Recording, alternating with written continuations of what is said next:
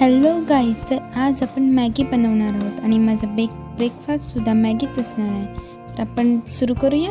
तर पहिलं आपण टोपामध्ये पाणी टाकून घेणार आहोत. तर आता मला मॅगीमध्ये जास्त पाणी लागतं, जरा जास्तच पाणी टाकणार आहे.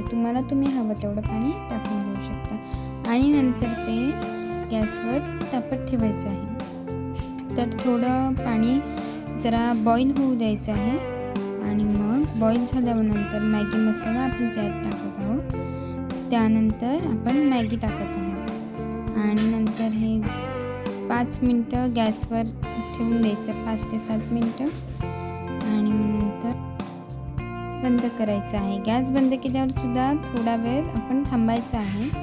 मग मॅगी खाण्यासाठी रेडी झालेली आहे. तर आता आपण टेस्ट करून बघूया कशी झाली आहे. खूपच छान मॅगी झाली आहे.